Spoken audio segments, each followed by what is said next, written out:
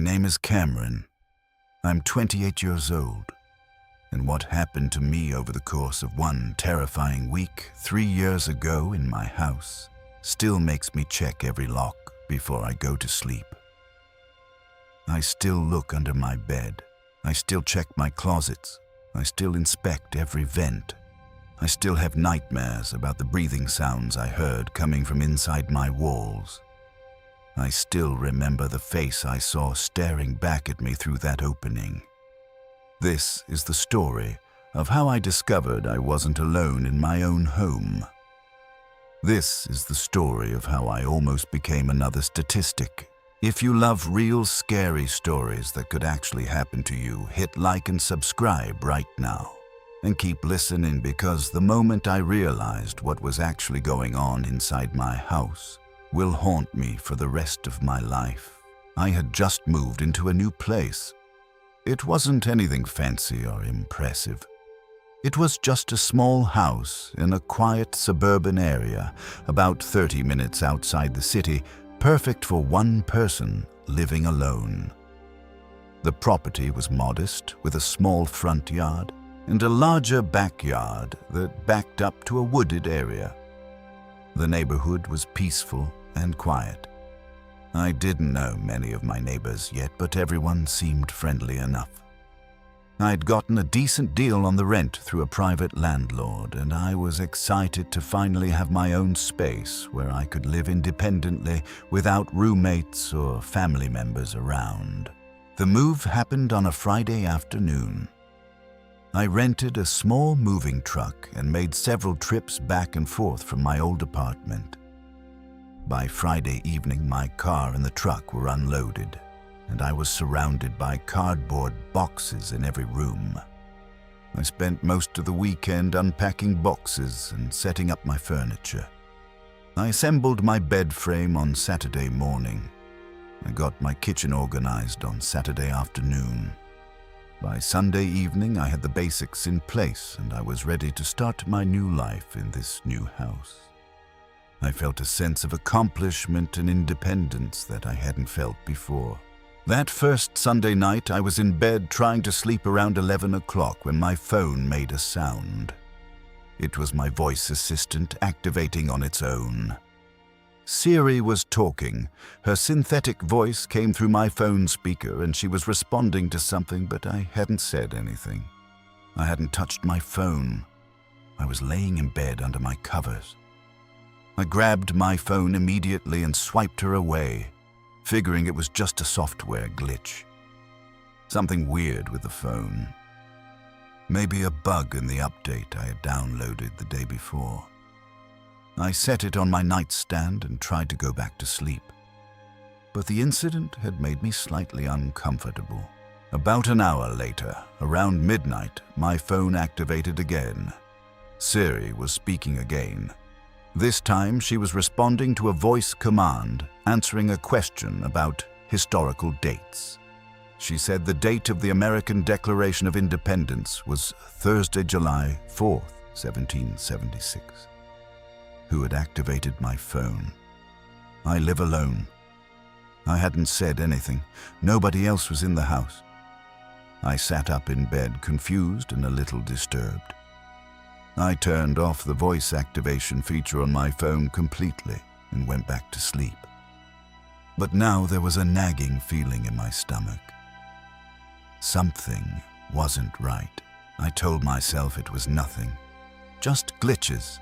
Just technology being weird sometimes. That's what technology does. It malfunctions. It has bugs. I pushed it out my mind and got through Monday without incident. I went to work. I came home. I made dinner. I watched some television. Everything felt normal. But that nagging feeling was still there in the back of my mind. Tuesday was similar. I woke up, got ready for work, spent 8 hours at my job, came home, made dinner, and went to bed. Work had been uneventful. My job was routine. I worked in administrative services for a marketing company. It was boring, but it paid the bills. On Tuesday evening, I opened my refrigerator to make dinner and I noticed that I had less milk than I remembered. But maybe I had used more than I thought. I had been busy with the move. Maybe I had made more coffee than usual. Maybe I wasn't remembering correctly. I didn't think much about it at the time.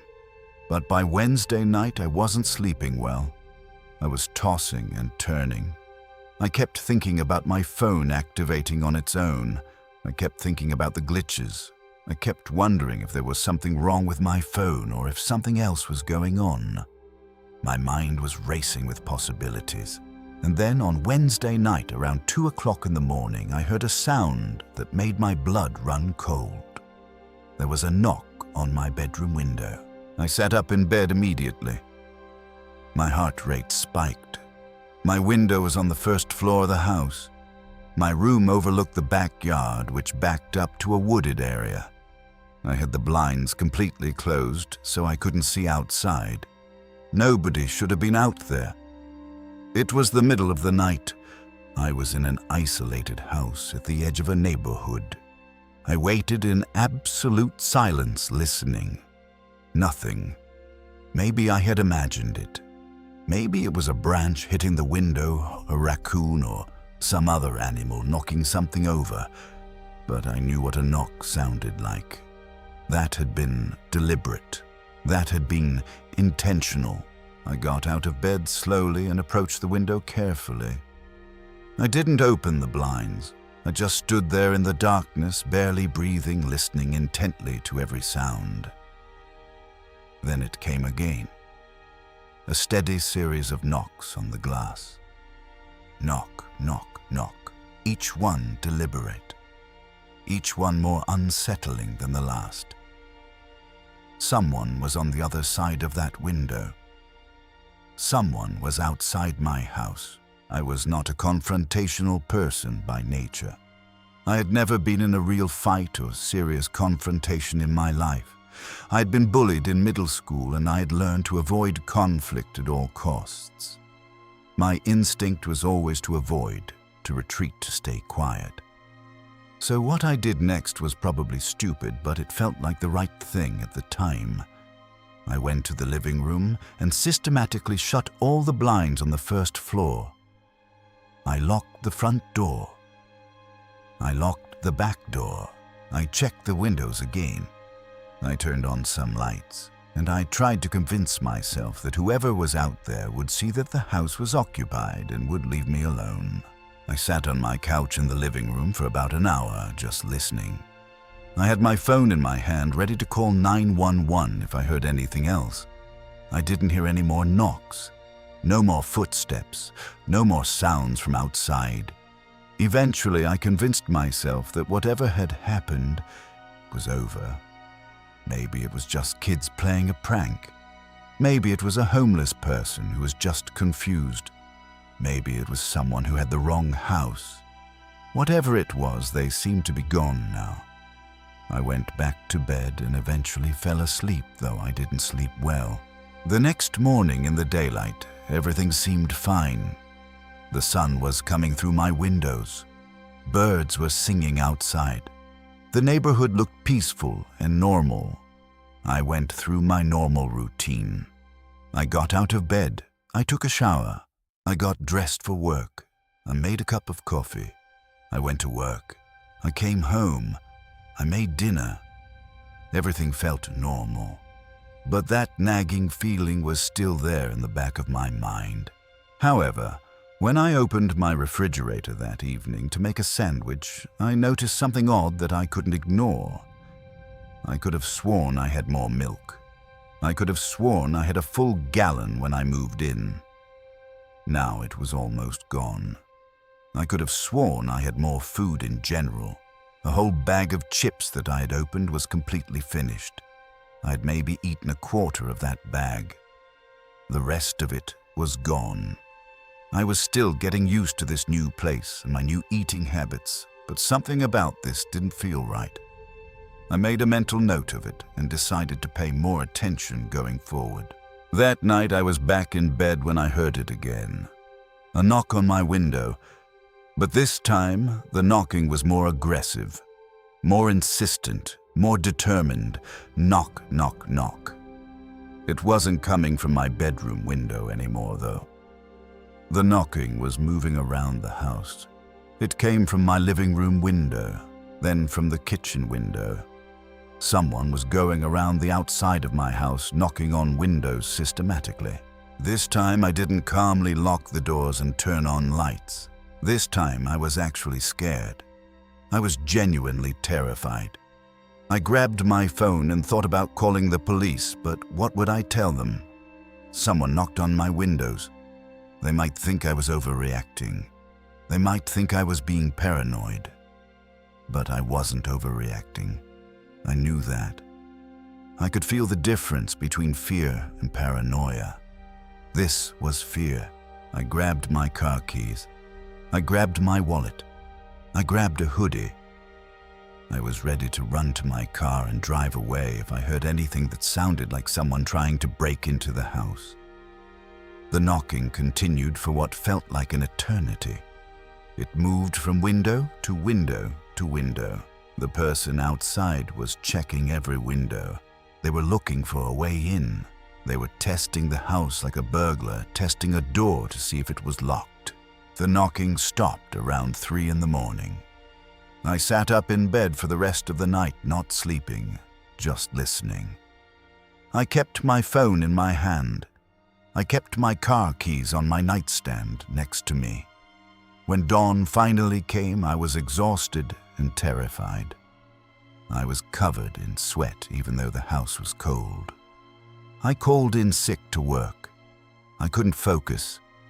I couldn't concentrate on anything except the fact that someone had come to my house twice in the span of 3 days. I spent the entire day going around my house, checking every lock, making sure every window was secure. I inspected the frames. I looked for signs of tampering. I went outside and checked the ground for footprints. I went to a hardware store and I bought a chain lock for my bedroom door. I bought window alarms that would sound if a window was opened. I installed the chain lock on my bedroom door that afternoon. I pushed my bed against the wall so that nobody could approach it from one side. That night I was paranoid. I had every light on in the house. I slept with my phone fully charged in my hand. I kept my car keys on my nightstand within arm's reach. I kept my wallet and my hoodie next to me. I was ready to run at any moment, and I waited. But nothing happened that night. No knocks, no noises, just silence. The silence was almost as terrifying as the knocking had been. On the 3rd night, the noises changed. They became different, more subtle, more sinister. I was in bed around 1 in the morning when I heard something from above me. It sounded like scratching, like something moving in the attic or inside the walls. It was a soft sound, at first almost inaudible. But once I heard it, I couldn't unhear it. I couldn't ignore it anymore. I had lived there for less than a week. I didn't know enough about the house to know what was normal and what wasn't. But scratching sounds inside the walls at night definitely felt abnormal. That definitely felt wrong. I got out of bed and went to the living room. I turned on all the lights. The sounds continued. There was definitely something moving around inside the house. Not outside. Inside. Whatever this was, it was happening inside my house. I went to the kitchen and opened a cabinet. Most of my food was gone. An entire bag of chips that I'd opened was finished. I could remember opening that bag 4 days ago. I had maybe eaten 10 chips from it. The rest of the bag was gone. My cereal was almost gone. I had maybe consumed a quarter of that box. The milk carton that I thought I remembered was definitely empty. Someone had been in my house. Someone had been eating my food. Someone had been here while I was sleeping or at work. Someone had moved around my house and consumed my food like they belonged there, like they owned the place. The realization was sickening. I called the police that night around 2 in the morning. I explained to the dispatcher what had been happening. I told her about the phone activations. I told her about the knocking on the windows. I told her about the missing food. I told her everything. She seemed concerned. She said that an officer would be sent to my house to file a report and check the property. 2 police officers arrived about 30 minutes later. They were both professional and courteous. Officer Thompson was older, maybe in his 50s, and he had a calm demeanor. Officer Hayes was younger, maybe in his 30s, and he was more energetic. I showed them around the house. I showed them where my food was missing. I showed them the air vent that wasn't working. I showed them the windows where the knocking had occurred. Officer Thompson did a basic search of the house. He went into the attic with a flashlight. He checked the basement. He looked around outside. Officer Hayes checked the perimeter of the house, looking for footprints or signs of forced entry. After about 40 minutes, they came back inside. Officer Thompson sat down with me and explained what they had found. They had found nothing conclusive. No signs of forced entry. No obvious way that someone could have gotten inside. He suggested that it was possible that I had just used more food than I remembered, and maybe there were just normal noises from the house settling or pipes expanding due to temperature changes. He said that sometimes older houses make unexpected sounds. Officer Hayes said that the knocking on the windows could have been caused by wind or branches, or possibly neighborhood kids playing pranks. He recommended that I install security lights outside the house and maybe consider getting a dog. Both officers were sympathetic, but I could tell that they didn't really believe me. They didn't think there was an actual intruder, but I knew better. I knew that my food was missing. I knew that someone had been in my house. I could feel it. There was a presence in this house that didn't belong to me. And the following night, around midnight, I heard breathing. It wasn't my breathing. It was distinctly different, heavier, deeper, different rhythm.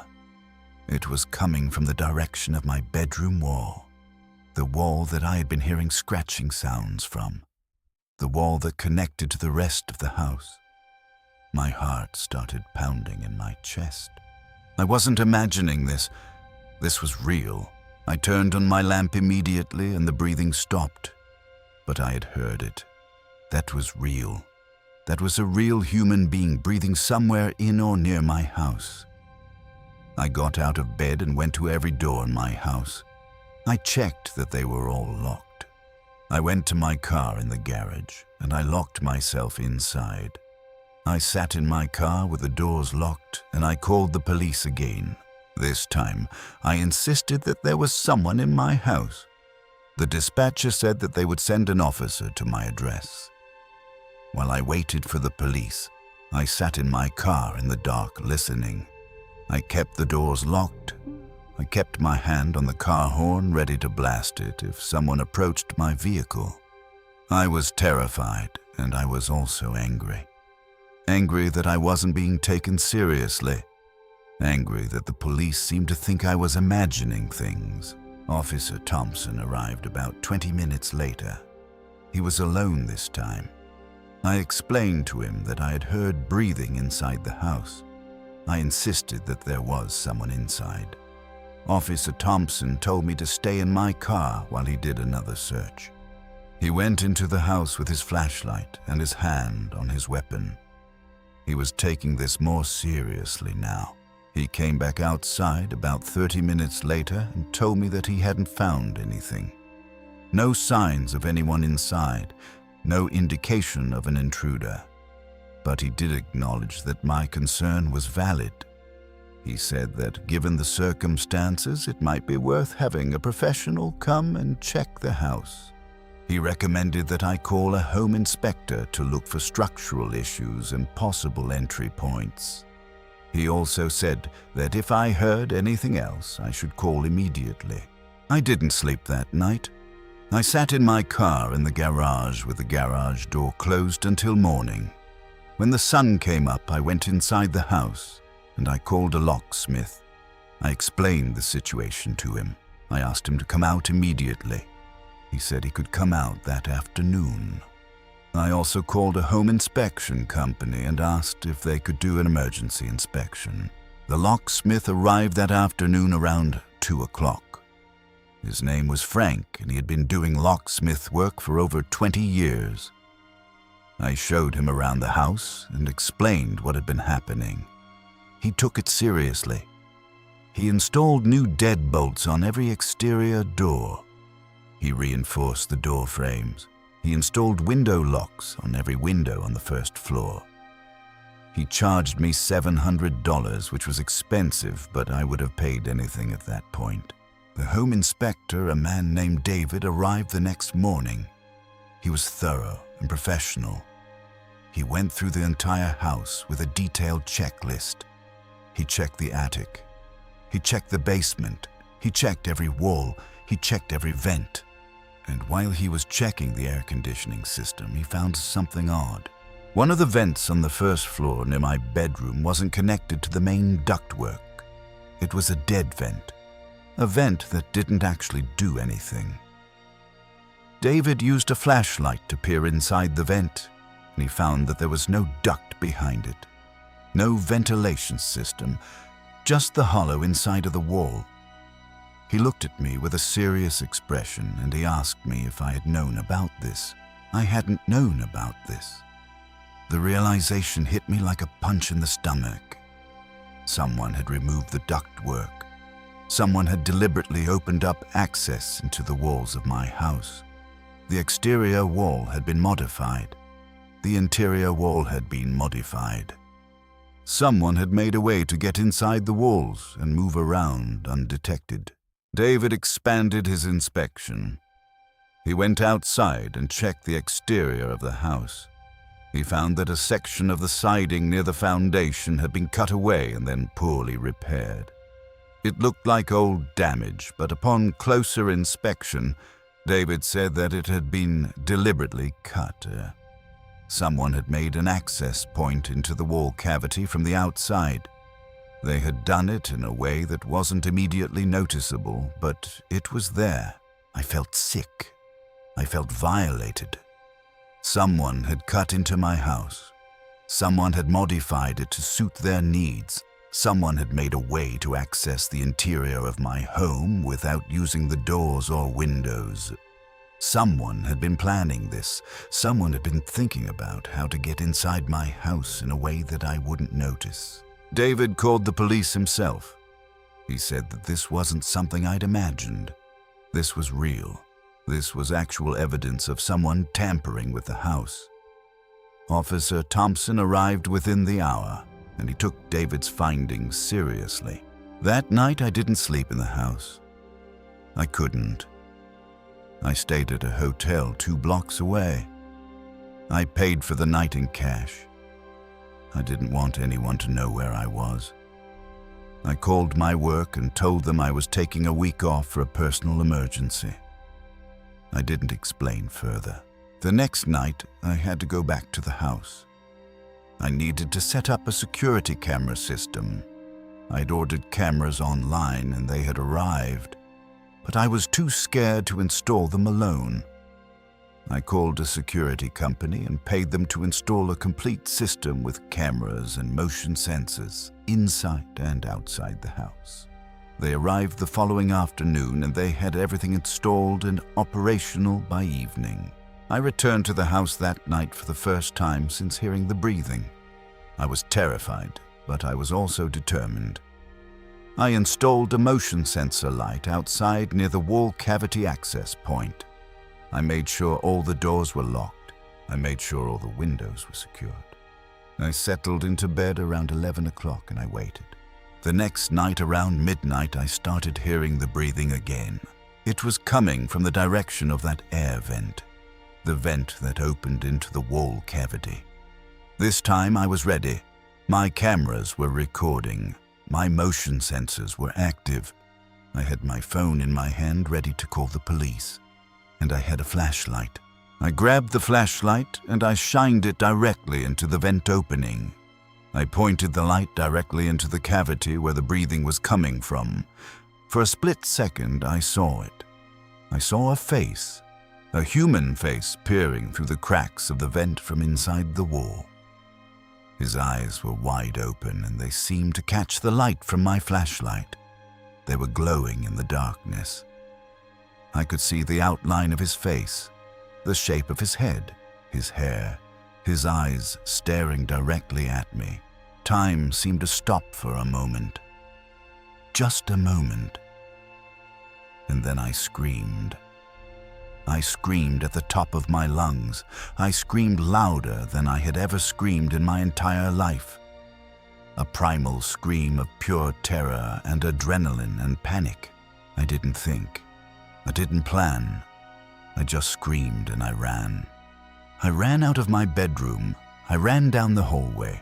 I ran straight out the front door and into the street. I was barefoot. I was in my pajamas. I was hysterical and shaking and crying. I ran down the sidewalk screaming for help. My neighbors heard me. One of them, a woman named Patricia, came out of her house and asked me what was wrong. I was sobbing and trying to explain that someone was living in my walls. Someone was in my house. Someone had been living inside the walls of my house and watching me. Patricia didn't hesitate. She called the police immediately. While we waited, she let me sit in her living room. She gave me a blanket and some water. She was calm and supportive while I was falling apart. Within minutes, there were police cars on my street. Red and blue lights were flashing. Multiple officers arrived at my house with flashlights and weapons drawn. Officer Thompson was one of the first officers on the scene. I explained to him what I had seen. I told him about the face in the vent. I told him that someone was living in my walls. This time, the police took action. They entered my house, cautiously checking every room with their weapons drawn. They went to my bedroom and they looked at the vent. They pulled the vent cover off completely. Behind it was an opening, a hole in the wall that led into a cavity between the interior and exterior walls. And inside that cavity, they found evidence that someone had been living there. There were blankets. Blankets that had been fashioned into a makeshift bed. There were food containers, pizza boxes, Chinese food containers, fast food bags, all of them containing my food. There were trash bags full of discarded items. There were water bottles. There was a cot made of blankets and cardboard. There were empty soda cans. There were candy wrappers. And there were photographs.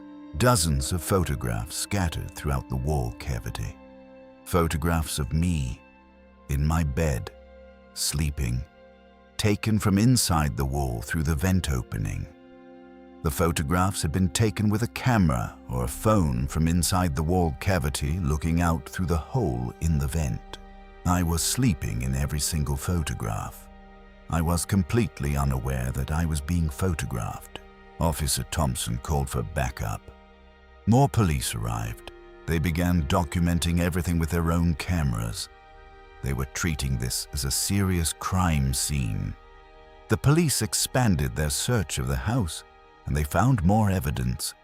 The entire wall cavity on that side of the house had been modified to make it accessible. There were wooden planks that had been placed inside the wall to create a walkway.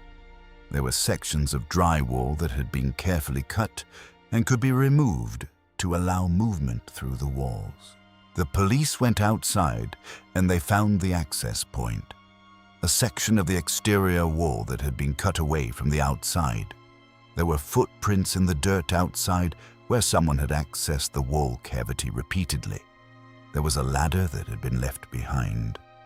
There was evidence that someone had been coming and going from the wall cavity through that external access point multiple times. The police set up an APB for any suspicious individuals in the area.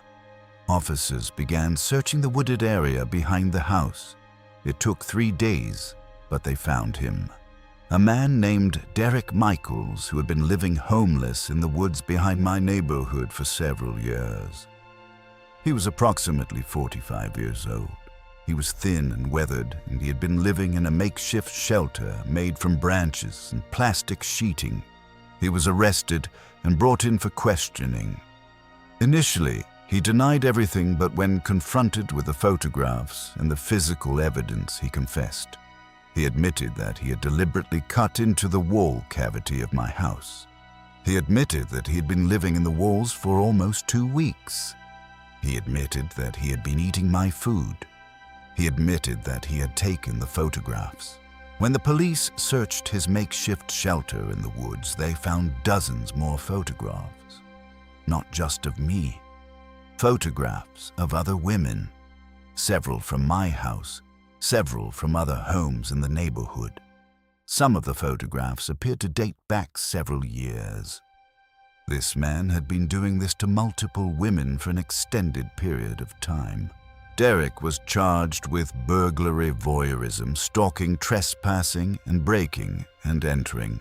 He was also charged with being a registered sex offender who had violated the terms of his registration by living in close proximity to schools and residential areas.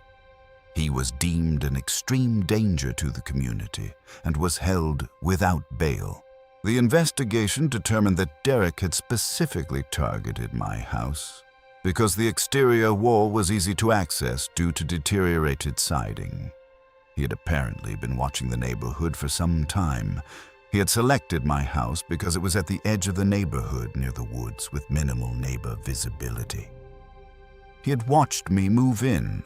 He had learned my schedule. He had learned when I was home and when I was gone. He had cut into the wall cavity over the course of several days, working slowly to avoid detection. He had made it inside and established his hideout.